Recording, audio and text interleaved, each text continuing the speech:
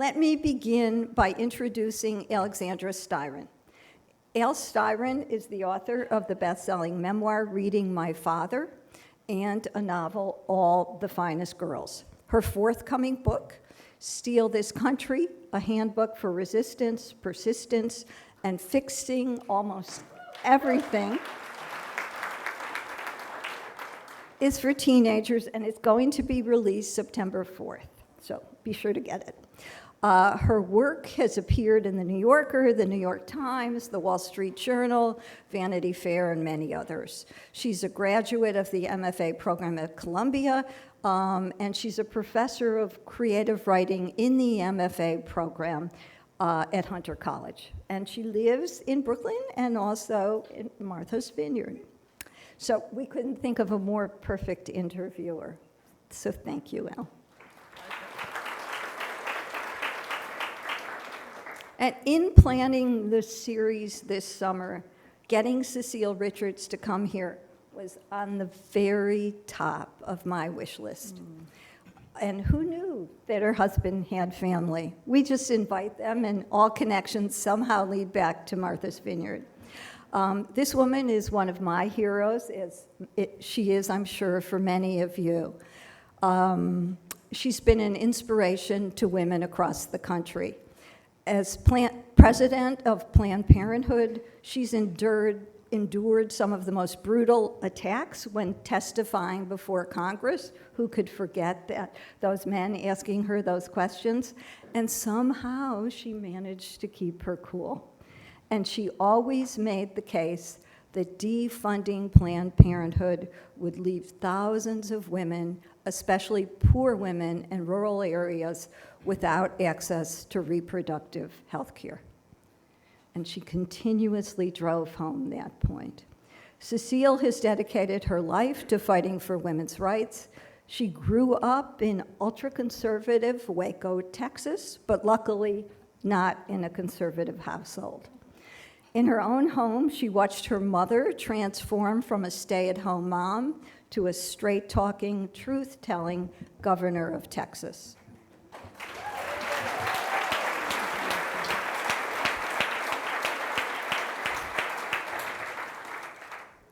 Following in her mother's footsteps after graduating from Brown, and I understand there's a number of your classmates here tonight, Cecile became a labor organizer for service workers across several states.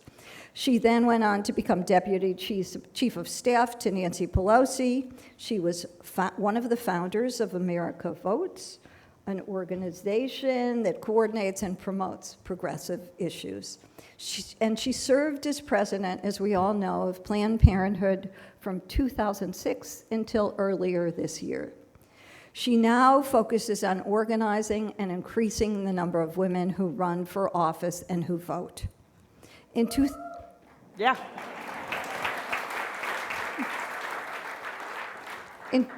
2012, Time magazine named her one of the 100 most influential people in the world, and we couldn't agree more. She's here with us to discuss her new memoir about standing up, speaking up, and finding the courage to lead. So thank you both so much for being here, and thank you, Cecile. Thanks for having us. Thank you.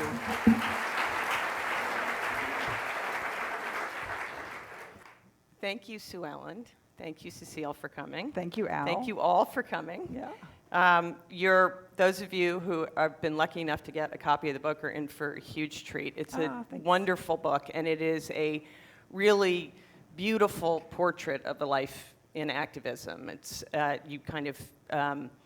you see the entire scope of your life from the very beginning, which I want to talk about. I think if you read this room, you'll see that there probably isn't anyone here who is at all worried about the fate of the country or the future of reproductive rights. So if you wanted to, talk about Texas barbecue, maybe you could do that. Pie baking, yes. A few other topics. I'm just kidding, because we're here to talk about important things. Yeah, So the title of the book is Make Trouble, which you say in the introduction is inspired by something a sixth grade teacher said to you, yeah? Yes. Who admonished you for refusing to say the Lord's Prayer.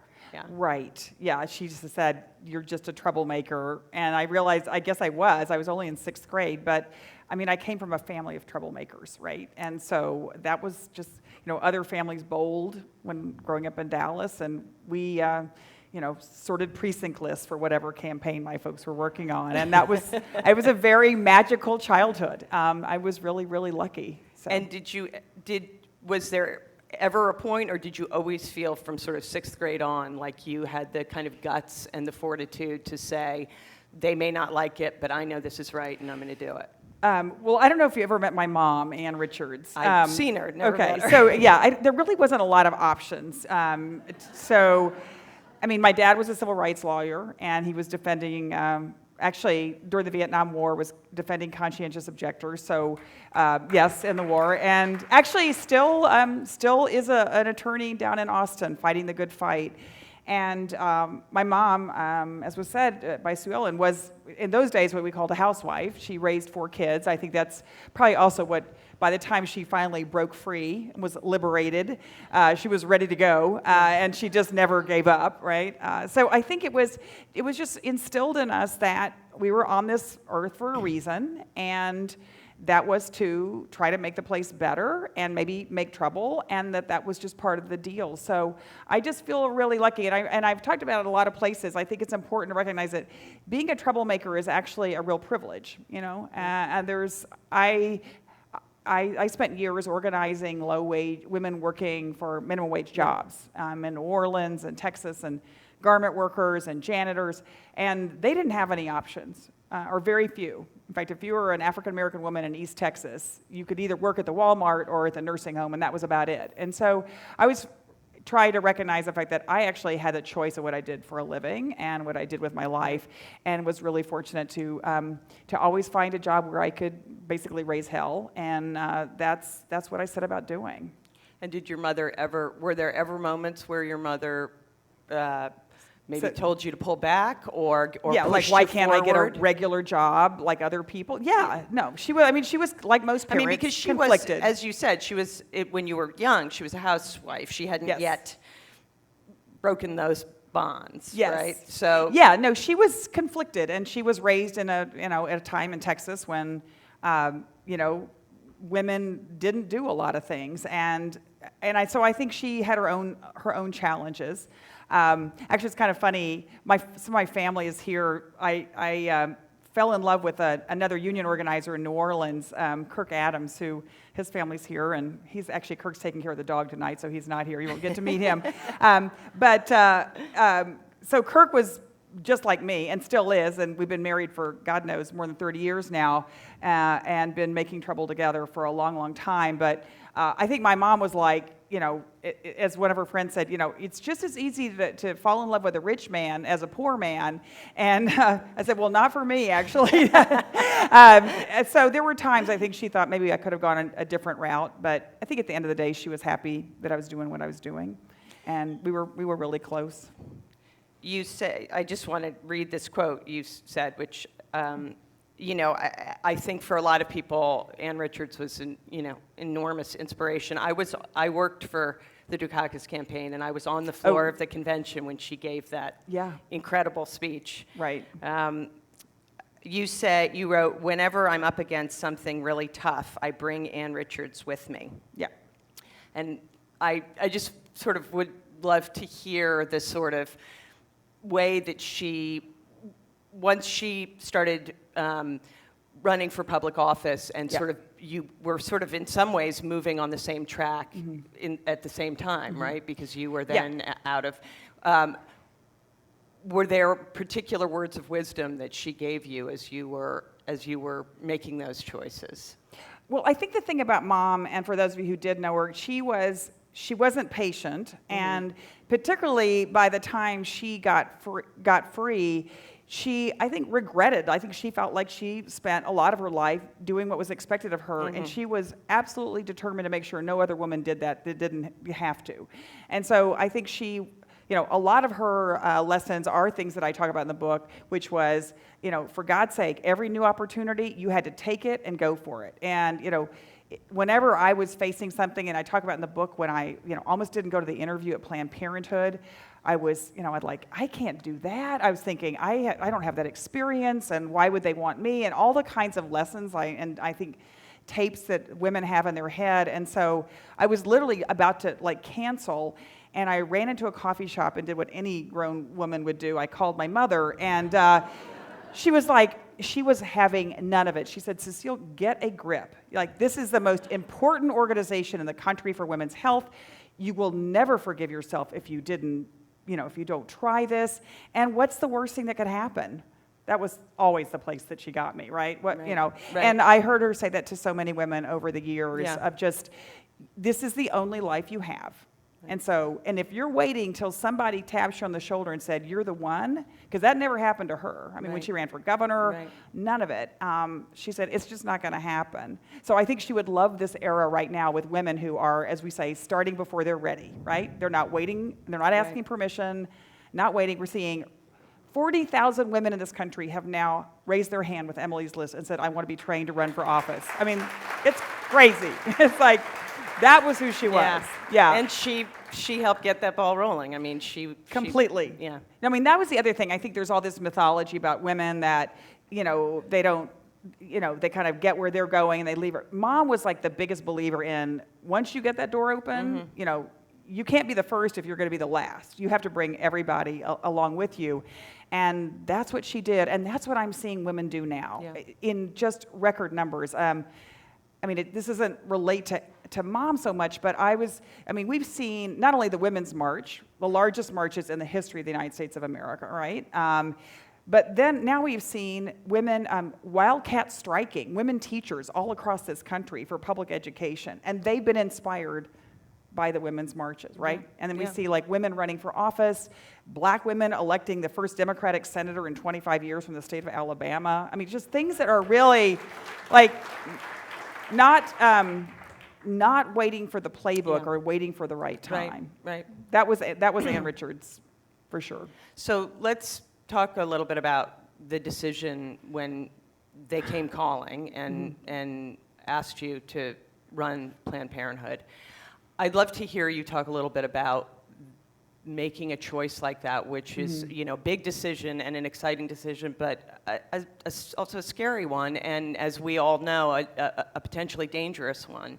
And I think, for all of us who are either newly engaged or, finding our own way to be activists, Right. or thinking about putting ourselves out there, I'd love to hear you talk about the decision to put yourself in the way of danger to stand up for your principles and the choices you make when you have a family, whether or not you have a family to consider, but the Right. sort of thought process in making that kind of choice in your life. Well, I'm pretty impulsive, so I don't think I ever really thought about everything before I took the job. But I also, Mom was right. Planned Parenthood, just 10 seconds here on Planned Parenthood. Yeah. This is an organization that 1 in 5 women in this country have been to for health care, including me, Yeah. right? Back Yeah. when I was at Brown. That Yeah. was the only place you could Right. go, really, for reproductive health care. And so I think that the opportunity outweighed any danger. And the truth is, I just have always felt like if you aren't pissing somebody off, you're not really doing enough, not doing your job. And Planned Parenthood, it did give me a lot of opportunity to do that. But so did organizing low-wage workers in Los Angeles and New Orleans. I think, look, I will say, I don't want to minimize the danger that doctors, the danger that clinicians all across this country who provide reproductive health care to women, the danger that they face. Yeah. And when people ask me who are my heroes and heroines, it's the folks that get up every day and walk through picket lines and walk through protesters and provide health care. That's so. For me, and my friend, one of my good friends is here, Barbara Edelin, who, and her late husband, Dr. Ken Edelin, one of the bravest men I ever had the honor to know. And so the danger to me was never, it wasn't that. It was how do we protect the folks out there on the front lines. Right. And look, as we're living through this frightening era of a president who will say anything about anybody and not even begin to take into account the consequences of his actions. I mean, we had 3 people shot and killed outside of a Colorado Springs health center in Colorado after the fake videotapes came out. So I have lived through what it means to have politicians use that kind of rhetoric, that kind of hateful rhetoric, demonizing women, demonizing doctors. It is real. It has real life consequences.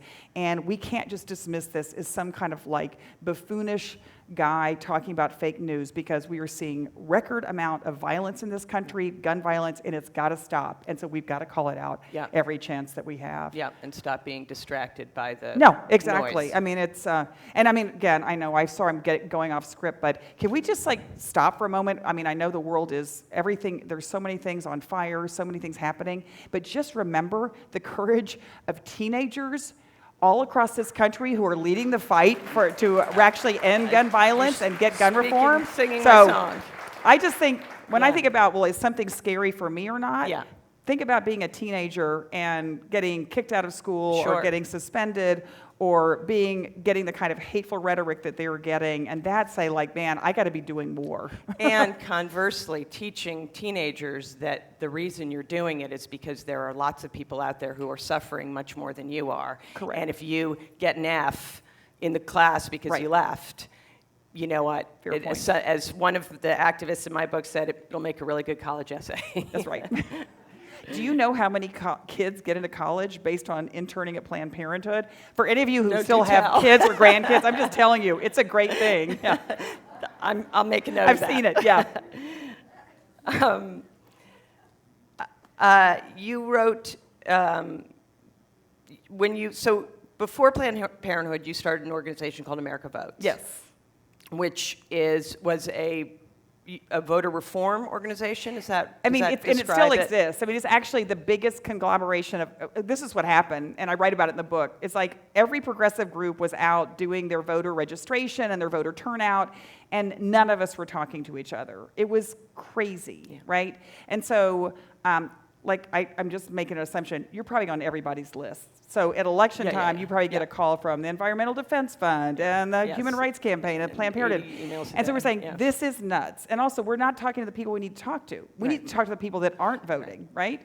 And so the idea of America Votes is, what if we all got in a room and divvied up all the work and everybody went out and did it? And that is, from here on out, that's how the progressive world has worked, so that we could maximize our resources. And I remember very clearly, this was before I went to Planned Parenthood, but like there were places in Pittsburgh we needed to get the vote out, we needed to get more voters out, and it was better to door knock with the steelworkers than it was with Planned Parenthood. And so the Planned Parenthood folks would go door knock with the steelworkers, and that's what we just have to be. That's what we have to be about more, I think, as progressives, is less about getting credit and more about winning, okay? This is all about winning and building power and doing it collectively. And as I've always found in politics is, if you win, there's plenty of credit to go around at the end, right? Yeah. So we've got to do more of that. For sure. You wrote about that experience. You said, don't wait for all the boats to get in the flotilla. Just start moving. Right. You may lose a few people and others may join up along the way, but if you wait until everyone is 100% on board, you'll never get going, which I think is fantastic advice. And I also thought, I don't know anyone who's better at you than sort of answering the question of, particularly for young people, and I know there's some in the audience, but there are also a lot of people who aren't so young here who are fired up and fired up again after 30 or 50 years of being less fired up. That if you'd give us maybe a couple of pieces of advice for engagement, what you would say in terms of what's the most valuable things besides getting out the vote that we can do right now. And sort of what your a couple of kernels of wisdom on how to activate. Yeah, well, I mean, and actually that's why I wrote the book, because like every day someone was stopping me saying, with this like look in their eyes of like complete terror, like what am I supposed to do? And I thought, well, okay, instead of talking to every person on the C train, I'm going to actually write it down in a book, and then everyone will have it, and we won't have to do it one by one by one. So it's a great question. I think the first thing is, don't wait for someone to call you. Don't wait for instructions, okay? Because if you just do more than you're doing, that's going to be better than sitting home and watching the TV and yelling and being frustrated. So turn off the TV, go outside, and do something. I think the second thing is, and I know you said except for, this is really important. So knitting your pussy hat, great, right? And marching is great, and going to town hall meetings is great. But voting is the whole thing. If we don't vote, then we have not actually finished the job. And so I do think it's easy to say, well, of course voting, but you know what? And I didn't mean to suggest that. I just know you're no, it's so interesting because I was just in Detroit, Michigan. In Michigan, just as an example, a really important state this election, about 750,000 women will not vote without more work. I mean, women who voted in the presidential election but fall off of the off year. So it's just, there's no way to overstate how important it is. Yeah. You can't make any assumptions that anyone is going to go vote in the midterm elections. But the last thing I guess I'd say, particularly because it's August now and we got 3 months till the midterms, is go volunteer on a campaign. Okay, there are folks all across Massachusetts. I did this the other night, like 2 weeks ago or 3 weeks ago in New York, and I said, look, if you got nothing else to do, quit your job and go work for Stacey Abrams, who's trying to get elected governor of the state of Georgia. Okay, but here's the funny thing, and there's probably some parents somewhere in the world who are going to kill me. I was getting on the plane to fly up here, and I got a text from someone I didn't know, and she said, hi, you've never met me, but I heard you speak the other night in New York City, and you said that if we didn't have anything else to do, quit your job and go work for Stacey Abrams. So I quit my job, and I'm starting as her digital deputy director tomorrow. I just wanted to let you know.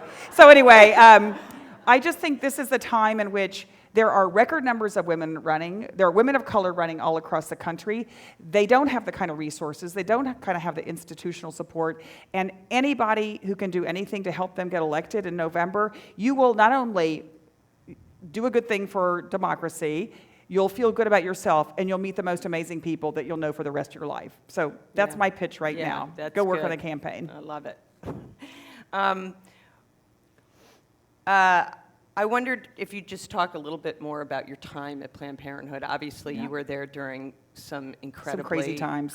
It's always crazy times, and critical years, and when women's reproductive rights, among other things, were under incredible assault.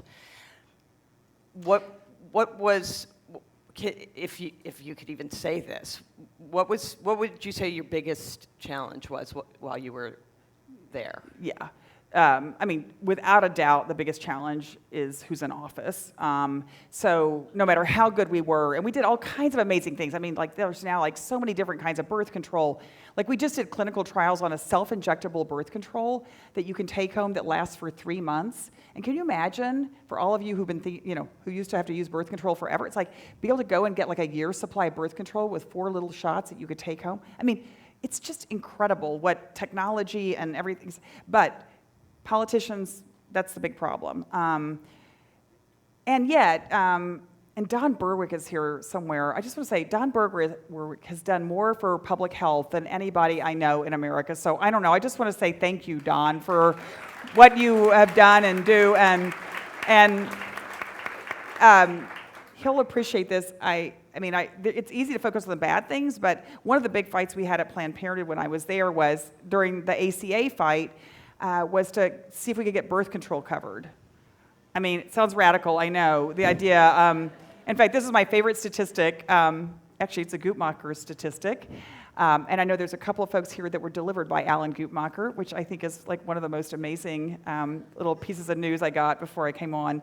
But this is my favorite Guttmacher statistic. The average woman in America who wants to have kids spends 5 years having kids, an average of 2.3 kids, and then spends an average of 30 years trying not to get pregnant, okay? So that's a lifetime of trying not to get pregnant, which I try to explain to men in Congress. But here's the thing. We had a huge fight over birth control. We had young people dress up in giant birth control packs and run around college campuses, and we lobbied the White House. And And I mean, the best day of my entire life was the day Barack Obama called me, President Barack Obama, if you remember him, and to say that he was about to announce, finally, after this long fight we'd had, that he was going to announce that all people would get birth control covered at no cost in their insurance plans, no matter where they worked. And now more than 70 million women in this country have that benefit. And it changed everything. It was revolutionary. So there is, I mean, that's why fighting is worth it and trying to do big, audacious things, because eventually you win. And today we are actually at the lowest rate of teenage pregnancy in the history of the United States of America. And that's because people stood and fought. And Yep. and there were tough times. Obviously, being hauled before Congress was not my idea of, like, that wasn't what I was planning to do when I took the job. But I will say, actually, can I just say something about that congressional I would love hearing? for you to, yeah. Okay, I don't know if you guys remember, but there was a whole video scam around Planned Parenthood, and suddenly Planned Parenthood became like target number one for Congress. And in fact, we were being investigated by 5 congressional committees at the same time. That's more than the Enron. That's more than Enron. That's more than the financial crisis. I mean, this was like everybody. And so I agreed to go testify before Congress, before this committee, and although, it's interesting, Jason Chaffetz was the chair of that committee. He's the one, I don't know if any of you saw any of the hearing, but he was the one who did the famous reveal of this chart that he claimed was a Planned Parenthood chart that showed something about our abortion rates going up. And then, of course, at the bottom it said, produced by this anti-abortion organization. And I pointed that out to him, and he said, well, we're going to get to the bottom of that. And which I don't think he ever did get to the bottom of that. And also, he resigned. He's not in Congress anymore. So let's just say staying power is something. We got to give, But anyway, that whole hearing was completely nuts. But in the middle of it, it was a lot of mansplaining, a lot of, like, folks with big veins coming out of their forehead, like, pointing at me. And in the middle of that hearing, my son Daniel texted me, and he said, Mom, I'm watching you on TV. You're doing such a good job. I think raising me all those years really helped you prepare for this hearing today. And he really was actually correct. So anyway, but I mean, the thing about that hearing was, what was important is that even though the idea of that was to discredit Planned Parenthood, embarrass me, humiliate me, it actually had the opposite effect, because after that hearing, I couldn't stop anywhere on the street without someone saying, aren't you that lady from Planned Parenthood? Who were those men?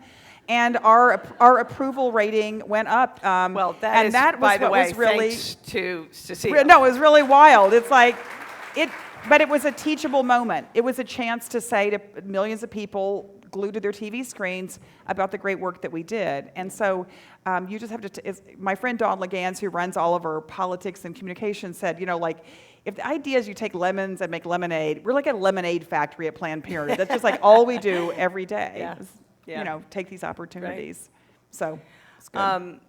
Let's talk a little bit about those people.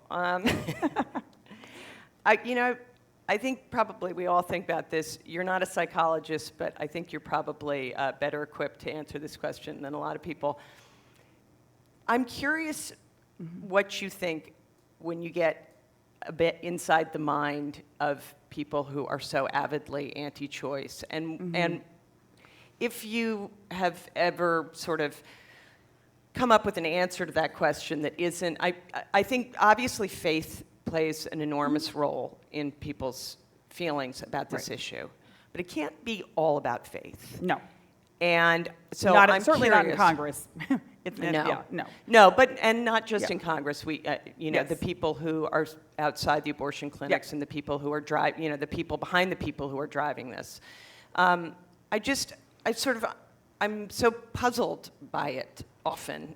I think other people are as well. Right. And I thought you might have, is it control? Is it fear? Is it what do you think is the sort of driving force behind people who are so hell-bent on keeping women from being able to control their own bodies? Well, I think that's such a, that's a whole nother, we could have a year-long course. Maybe we could teach that in your classes, because I think it's complicated. And look, I have respect for people who, for their own personal reasons, they think abortion is not something that they would ever choose. They would hope their family.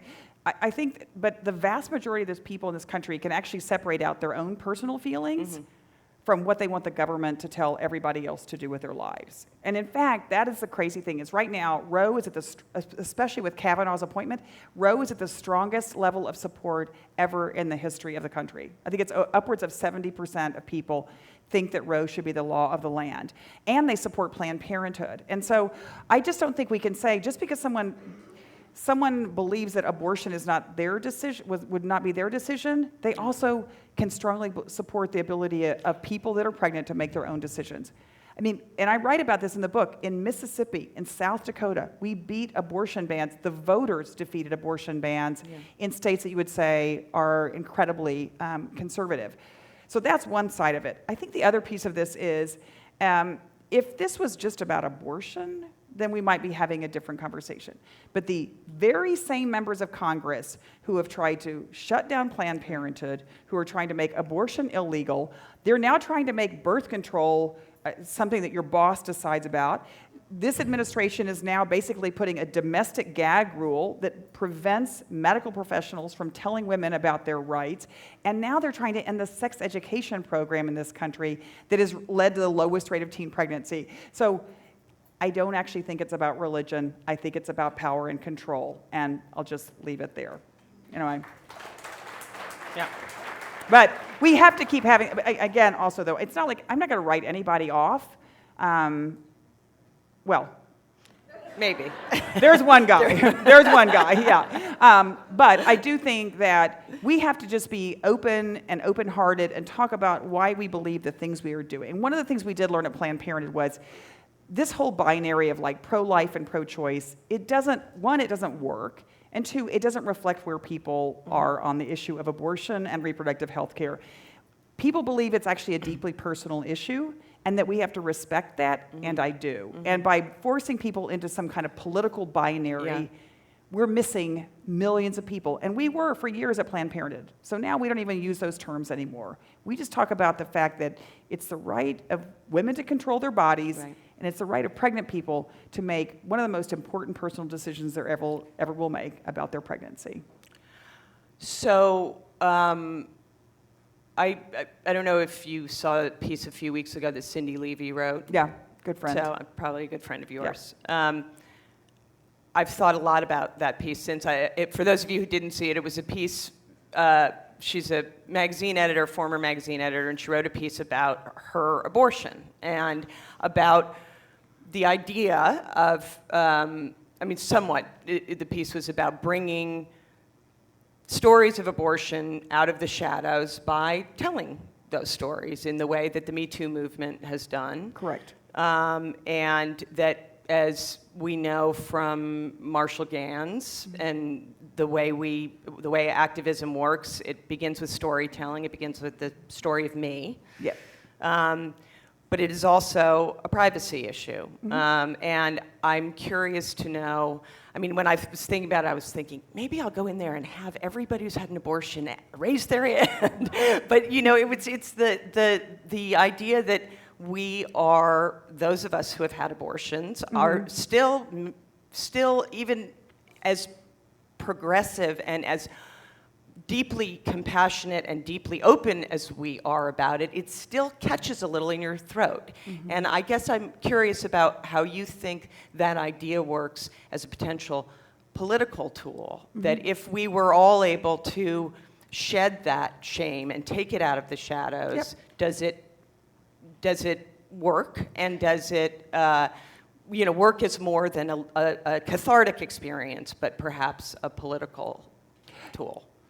Yes, I believe this strongly, that you're not going to ever, if we don't have culture change, we're never going to have true lasting political change. And so I do think the whole movement, and certainly the LGBTQ movement has demonstrated this, Exactly. As have other movements, that folks sharing their stories, and again, I think you're right, it's everybody's right to share their story and not share their story. Sure. But I do think those of us who can, I've seen personally the difference it makes. Yeah. And actually, two of my colleagues here, I re-met two women who I graduated with at Brown, and I was there a year ago or a couple of years ago for a big festival, and it was, or like the 125 years of women at Brown, and the woman who introduced me, who was older than I am, told about going before her graduation at Brown, 3 days before, going to Philadelphia when abortion was illegal, having an illegal abortion, getting back and walking in her graduation, greeting her parents. She had never told this story publicly. And you could see for her what an enormous thing this was. Yeah. And there's not a single one of us in the audience that would ever forget that. And women stop me all the time and say, I read your story, I read that you had an abortion, and then they want to tell me theirs. Yeah. I think the reproductive justice community has been way ahead of this, the rest of us on this. Young people saying we're sick of the stigma, sick of the shame. And I do think that's the only way we're going to have lasting political change. Because otherwise we're just going to live in this world of like, they're in charge. No, they're in charge. No, they're in charge. And that's never going to do anything to actually move us forward on these issues. So I'm grateful. And Cindy, for a woman like Cindy Levy, who is very famous, very well known, that made a big impact. Yeah. Good for her. So the Supreme Court, yeah, I think we're all really scared. Yes. And many of us are. I guess I'm curious to know what you think the roadmap looks like, whether it's Kavanaugh or whoever Trump decides to nominate, and who will ultimately be confirmed, I'm sure. Maybe not, but... Maybe not. Maybe not. Maybe not. You never, if you're not fighting for something that's just outrageously impossible, then you're not fighting for the right thing. Well, then I could just stop right here, because we're all going to go out and make sure. No, but I'd only say about the Kavanaugh fight, because look, I went, and we could talk about the Supreme Court. It is critical that we do everything to fight this nomination. And of course, just like last year, like when they were going to defund Planned Parenthood and we didn't have the votes. Anyway, we could talk about that, because I saw what it means to never give up, and people just never, ever gave up. And so I think on Kavanaugh, we have to do that. We have to fight every fight that's ahead of us. I know one of my lawyer friends is in the audience. There are cases stacked up all across this country on abortion that are just ready to go to the Supreme Court. And this vote is the difference. Yeah. Whatever anyone is saying that this doesn't matter, it matters. It's the whole thing. And I think I write in the book about the whole Wendy Davis filibuster and that fight over the case there, where, because people never gave up, we won that in the Supreme Court. Yeah. People kept fighting. And so I think with Kavanaugh, we just have to keep fighting. And if we could push this past the midterms, that'd be great. Yep. That'd be worth it. So just every day, get up, fight another day. Really important. So I'm going to just ask one more question, because I know people probably have a lot of questions. And will you tell us a little bit more about the work you're doing going forward right now, since you left Planned Parenthood? I don't know. I just felt like, I feel like I'm glad there are a lot of men in the audience. So let's give it up for the men right now and say thank you. I also believe that women are the most powerful political force in this country. And if we could actually get it all together, we could really completely change. But it's not going to just happen this November. We have to be in for long haul change. But I do think there are such important signs. I talked about Alabama. We had the first Latinas ever elected to the Virginia Assembly last year. The first transgender woman elected to the Virginia Assembly. We had, even in, I hate to say even in my home state of Texas, because it's my home and I love it. But we have the first 2 Latina congresswomen. We've never had a Latina congresswoman from Texas. 2 of them are coming to Congress, right? And so I just feel like this is this moment in which Women are absolutely on the move, and every woman I know is saying, I want to do more. What do I do? And not every woman's going to run for office, and that's okay. And some of the women who are going to run this time, they're not going to win, right? Yeah. But the thing is, they're going to be even better candidates the next time. And so I just think this is a time, and that's really the work I'm doing. I've been in states across the country now talking to women about how we actually galvanize this. How do we build a political home for women that is taking all of this energy and making sure that it makes lasting political change. So I don't exactly know how I'm going to do it, but that's what I'm doing, Cool. and that's what I'm committed to doing. Fantastic. Yeah, so. Do we have, I know people have lots of questions, and I want to open it up. Do we have a mic? Yeah, great. I'm going to put on my glasses to see out. So I can tell a story if we're waiting for someone to ask a question. I'm Oh, sure that's great. they're Oh, not but going to be some shy. people- Okay. Someone's raising her hand. All right. Yeah. Do they?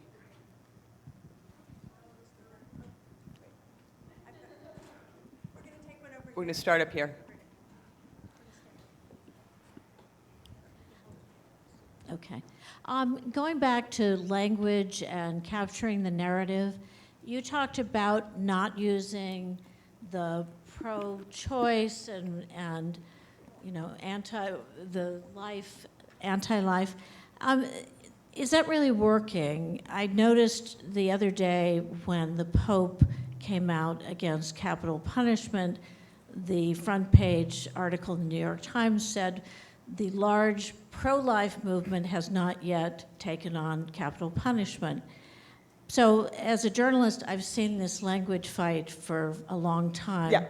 How do you kind of get the media and others to not fall into ever using the word pro-life Yes. and certain other phrases? And what is the shortcut language that you use? Because a woman's right to choose and such is a longer phrase than, Right. choice, Yeah. pro-choice. And if we just sat here and talked about all the articles in the New York Times that are making our head blow off,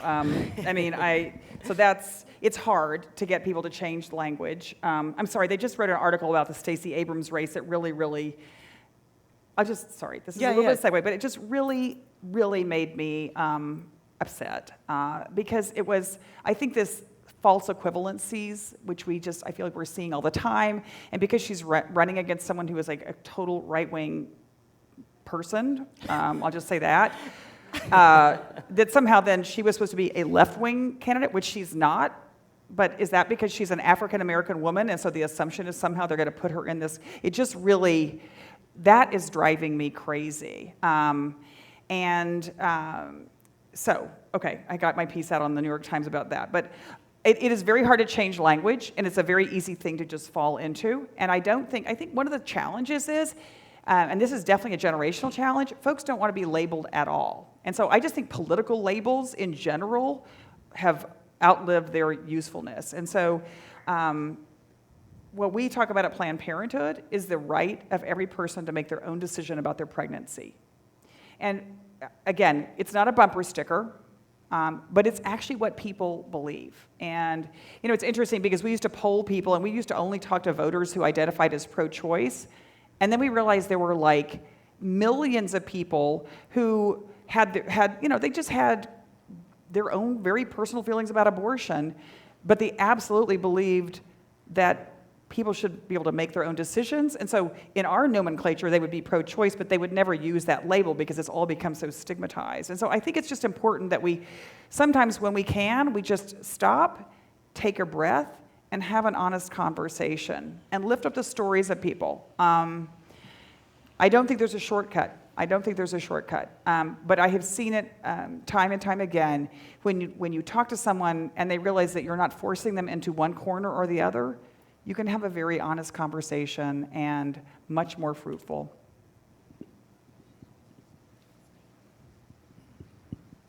Hi, Cecile. Hi. Hi. I know that it's hard to even, or we don't want to go to the concept of a post-Roe world. a world in which the Supreme Court might either overturn Roe or gut it. Yes. But I think it would be really helpful to hear you talk about what can be done at that point and what is being thought about at the state level in terms of organizing and medicine and all the things that would go into keeping reproductive rights. So I guess a couple of thoughts. One is I come from Texas, which they virtually tried to make abortion illegal anyway, even though Roe existed. And that's why I keep talking about why the Supreme Court nomination is so important, because it was really by one vote that they overturned the Texas laws. And we saw what was happening in Texas while those laws were in effect, and people started documenting the stories. Women started going across the border to Mexico and having illegal abortions again. Women began to self-terminate pregnancies. And that is what is going to happen, and in fact is happening, as we know, in a lot of places. Women can now order illegally mifepristone over, through the mail and have a medication abortion. So I think that on the one hand, medical providers have to be prepared to deal with the consequences of folks taking matters into their own hands who can't get to a medical provider. And of course, what I think is the dream of these guys who are pushing all this, aside from the ones who just want to make abortion completely illegal, is it will go back to the states. And that's why all the work that we invest in now at the state level to build the kind of movements that we're building is the most important thing we can do. We cannot rely on the Supreme Court. We haven't been able to for a long, long time, and it really has to be done, that work, at the grassroots level. I think the encouraging thing is, it's long, hard work. That's not how this whole movement happened, I think in the first place when Roe was decided. But young people are more pro-choice. They are more activist. The country accepts that Roe was decided more than 40 years ago. And so I just feel like if we were trying to fight a battle about a right that people didn't believe in, it would be much, much harder. But actually, people in this country, they do believe that women have the right to make their own decisions about pregnancy. But it's going to be some long, hard work. And women are going to suffer, and women are going to have to tell their stories. And this is what I'll just end with this, which I try to say on TV whenever I get the chance, is that abortion didn't start with Roe. It just started being legal and safe, right? And as Ken Edelin would tell you if he were here, that there are still doctors that will tell you they remember young, healthy women dying in emergency rooms across this country who had botched abortions, and we just can never go back to those days. But that's what this fight is going to be about.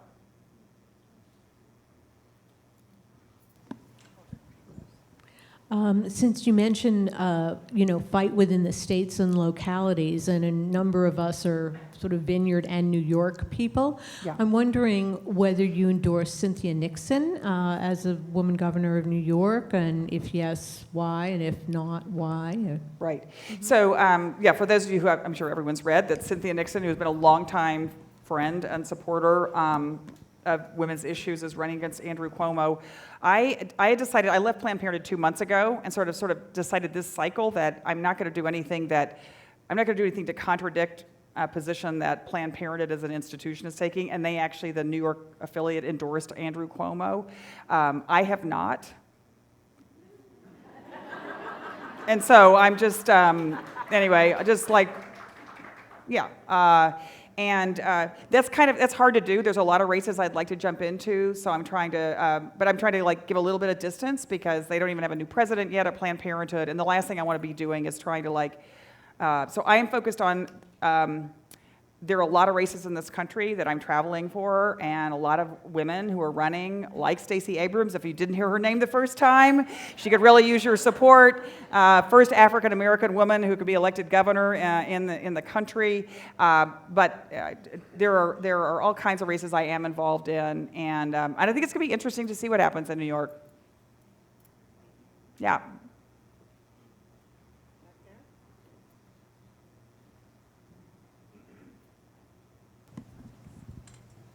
Hi, Cecile. Hi. My name's Catherine. I wanted to get back to a point that you made at the beginning about how making trouble is a privilege, and how do you, privilege in the broader sense beyond white privilege, the privilege that you have in class privilege.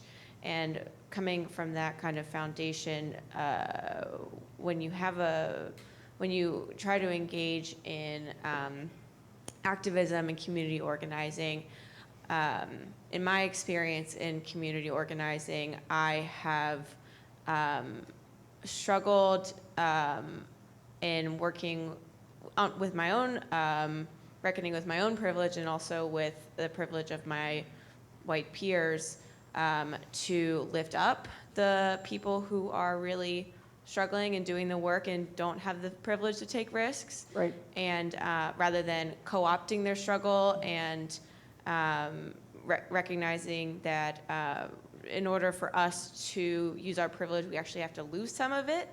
And so I wanted to ask you, in your history of organizing, how you manage that balance of kind of using your privilege to create space for folks who don't have that same privilege. Yeah. Well, I mean, I guess I think we're all evolving as organizers and activists, and I think one of the healthiest things that's happening now in the women's space in particular is folks beginning to have like hard conversations about this, and try to get better, because I definitely have been imperfect in my lifetime, in so many ways. I think one of the things we did at Planned Parenthood was try to actually begin to invest in a whole new generation of leaders and promote them and lift them up, and it's a different organization than when I started, and it will be a different organization, I hope, in the next 10 years. So I just think it's important to be really conscious of it, and all the things you talked about are just, and to be in conversation, particularly with women of color, in a way that we haven't been as a progressive movement. And one of the reasons I left my job is I had the best job in America, I'll be honest. Being the president of Planned Parenthood, every day, like, people's lives are changed because they have the chance to get affordable health care or reproductive health care, or they have a chance to get an abortion in a state where no one else is providing them. But I recognize that it was important for me to move aside, and as you said, make space. And I'm really proud that the search committee is a majority of women of color at Planned Parenthood, and I think it's not my call on who they choose, but I just think it's time that those of us who have real positions of privilege and power make room for other folks. And so that's what I did. And we can all do that.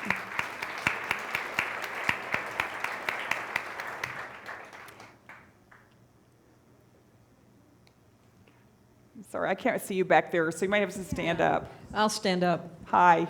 Hi, I'm a historian, and I have a book to recommend to everybody here. And I'm sure you know it, Cecile. Mm-hmm. It's Leslie Reagan's When Abortion Was a Crime. Mm-hmm. It's a totally devastating book. I have nothing to do with Leslie Reagan. I think I've never met her, but I've taught her book in my classes. Oh, good. And it's, you know the book. Mm-hmm. It's an examination of Illinois records of deaths of women from botched illegal abortions. It's a totally devastating book, and I do recommend it to anybody who's concerned about a future without legal abortion. It's really just stunning, and I just don't think it's well known enough. So that's that's a general comment. I have a question too, which is, I'm old enough to remember the days when Planned Parenthood was being attacked from the left as well as from the right. And we got all comers. Yeah, we just take everybody. And but basically, we don't hear those attacks from the left anymore. Mm-hmm. That is in the media or anyplace else. Mm-hmm. They seem to have disappeared, and some of it was from women of color, but some of it was just from the left generally. You know, that Planned Parenthood was not radical enough or was not doing what it should do. And I just wonder what's happened. Has the attacks from the right completely obliterated the attacks from the left, or are there attacks from the left out there still too? I don't know. I probably just never had enough time to pay attention to the attacks from the left, because the attacks from the right are so profound. But no, I mean, look, we went from an organization. One of the reasons I came to Planned Parenthood is, I mean, I'm not a doctor. I think they hired me because we were a healthcare provider, but we had lost our movement side. And one of the things I'm most proud of, actually, is that now, and we went from 3 million supporters 12 years ago to now more than 12 million supporters in the US, right? And that was because we invested in people and organizing and movement. And not that it's a competition, but sometimes you have to just count. And we're actually now more than twice the size of the National Rifle Association, okay? So, woo! But that's not enough, right? That's not enough. It means we now have to put all those 12 million folks into motion. So I think that Planned Parenthood is now caught up more in terms of being the kind of movement we need to be out on the frontier. But there's always more to do. But I'm really proud of the work that Planned Parenthood does, not only providing health care to millions of folks every year, but being on the front line of fight for reproductive rights and justice. So, anyway, but I have a story I want to tell. Oh, somebody wanted to ask a question. Oh, well, that's okay. Okay. But I'll tell the story at the end. That's okay. Yeah. I was going to say, I think we all want to hear all of your That's okay, stories. because I don't want to hold you too late. That's okay. Hi. My name is Jenny. I'm Hi, a member Jenny. of Progressive Women of New York, and we are furious that the RHA, the Reproductive Health Act, and the Comprehensive Contraceptive Coverage Act have not been passed in our state. We are not equal to Roe. So if everything goes south with the Supreme Court and decisions 100%. are made by the states, healthcare providers, doctors and nurses and others in our organization have wondered whether there will be some sort of safe and legal underground. And I wondered if in states where abortion is no longer so readily accessible, has that started to happen? It has online, and I think that's going to happen more and more. And I guess I just would say, for those of you who aren't familiar with all the New York politics, it's just unconscionable that this has never passed in New York, and that's why we. So thank you for what you're doing. It's outrageous. So I do think that, we know that women on the waves, women around the world have begun to do more in terms of providing medication abortion through the mail. I think that's what's going to happen, absolutely. Women can go to bodegas and get, essentially the equivalent of mifepristone. So I think and I do think we have to demedicalize abortion as much as possible, but women need to have a safe place they can go to be able to get medical care. And that's really what Planned Parenthood is about. And I think there's progress. Look, I think at the end of the day, it's interesting. So when I started, we didn't actually really have a website at Planned Parenthood, and we now have more than 60 million people come every year to our website, and they get information. And they come from every single country in the world, right? So I think one of the things, if I look at the two things that give me hope, many things give me hope, but one thing gives me hope is that no matter what Congress does, they can't uninvent the internet, okay? And so there are just some things that they really are having a hard time getting in between folks. So I think that's good. And then I just frankly think the medicine is getting better. And we just have to make sure that it's affordable and available to the women that need it. Because of course, all of these laws that are getting passed or trying to get passed, rich women are always gonna be able to get an abortion, always. All of these laws are being passed, hurting the women who have the very least access to care, and that's what we've seen in Texas repeatedly. And of course, the same people who are passing these laws are trying to end every other social safety net program so that women could actually raise children that have all the opportunities they should have.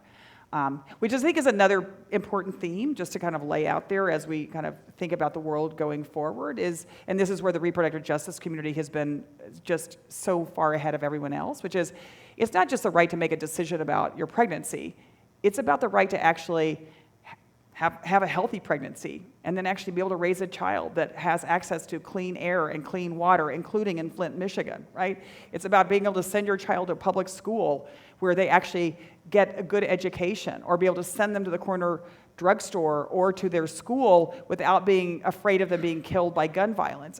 All of these issues are connected, and that's the work that we have to do in addition to keeping abortion safe and legal. So,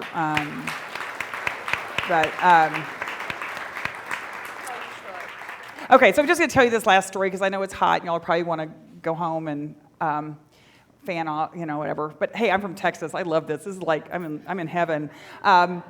But I think it's important because there's a lot of sad things that we have talked about or tough things, but I also just think there's a lot of hopeful things out there. And one, actually, my friend back there in Illinois, the interesting thing about, I know that Illinois is the one state this past year where actually the legislature passed and the governor signed a law that reinstated public funding for abortion for women in the state of Illinois, in the home of Henry Hyde. I mean, it's just, so sometimes just crazy stuff happens. And of course, the fight we had with Paul Ryan, over defunding Planned Parenthood, and his big announcement that they were going to defund Planned Parenthood, and the same day he did, you couldn't get a phone call into Congress because the switchboard just melted down from millions of people calling that were irate. And by the way, I just say about Paul Ryan, don't let the door hit you on the way out, buddy. It's been real. But really, on a more positive, less snarky note, I just want to give you why I feel so encouraged despite all the incoming news.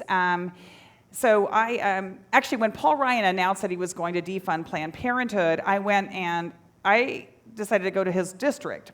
Because actually, out there in rural Wisconsin, we have 3 Planned Parenthood health centers in his own district, okay?